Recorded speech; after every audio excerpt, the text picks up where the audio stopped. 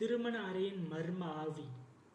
கோகுல் மற்றும் தார்னிக்கு அன்றைய தினம்தான் கோலாகலமாக திருமணம் முடிந்தது. உறவினர்கள் அனைவரும் விடைபெற்று செல்ல இருவரும் தங்களின் முதல் இரவு அறைக்குள் நுழைந்தனர்கள். அறை முழுவதும் மல்லிகை பூக்களாலும் மெழுகுவர்த்தி வெளிச்சத்தாலும் அலங்கரிக்கப்பட்டிருந்தது. கோகுல் கட்டிலில் அமர்ந்து தன் வாழ்க்கை துணையாக வந்த தாரணியை பார்த்து புன்னகைத்தான். தாரணி வெட்கத்துடன் தலையை குனிந்தபடி ஒரு கிளாஸ் பாலை அவனிடம் நீட்டினாள்.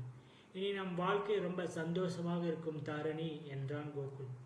திடீரென அறையில் இருந்த மெழுகுவர்த்திகள் அனைத்தும் ஒன்றாக அணைந்தன. ஜன்னல்கள் பலமாக தட்டத் தொடங்கின. கோகுல் ஜன்னலை மூடச் சென்றான். அவன் திரும்பி பார்த்தபோது கட்டிலில் அமர்ந்திருந்த தாரணியின் உருவம் மெதுவாக மாறத் தொடங்கியது. அவளது கண்கள் கருப்பாக மாறி முகம் விகாரமாக சுருங்கியது. அவளது அழகிய கூந்தல் விரிந்து காற்றில் பறந்தது. ஒரு பயங்கரமான கரகரப்பான குரலில் அவள் சிரிக்க ஆரம்பித்தாள். யார் உன் தாரணி? அவள் இப்போது என்னிடம் இருக்கிறாள் என்று கர்ஜித்தாள். அவள் தாரணி அல்ல. அந்த வீட்டில் பல காலமாக குடிக்கொண்டிருந்த ஒரு பழிவாங்கும் ஆவி அவளது உடலில் புகுந்திருந்தது. திடீரென அந்த ஆவி கோகுலை தாக்கியது. ஒரு அமானுஷ சக்தியுடன் அவனை தூக்கி சுவரில் அடித்தது.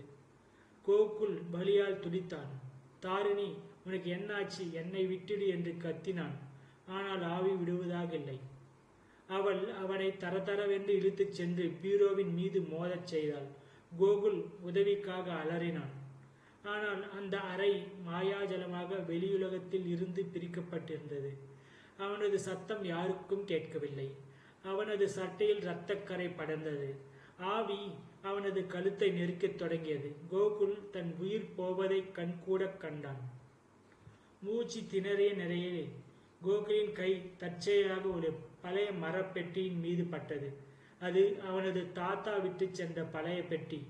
அதில் ஏதோ ஒரு பொருள் மின்னியது. அவன் கடைசி முயற்சியாக அந்த பெட்டியை திறந்தான். உடனே ஒரு சிறிய வெல்வெட்டை போல் இயேசு கிறிஸ்துவின் சிலுவை சங்கிலி இருந்தது.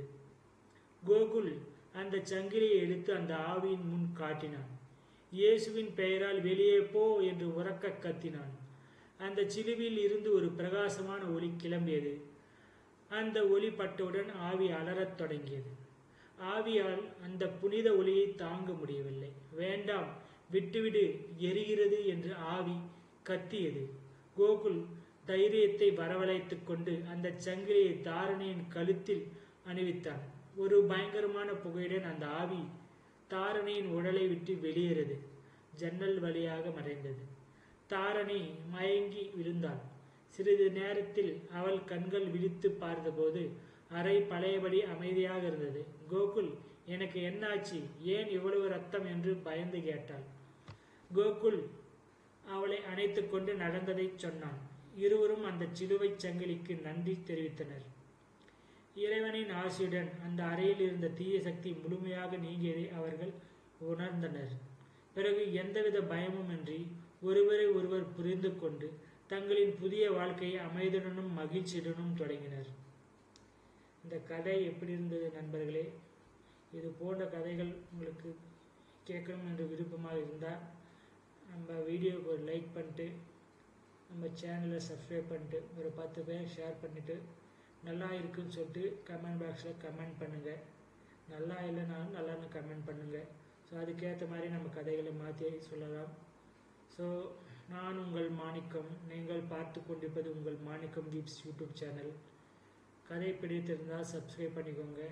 நன்றி, வணக்கம்.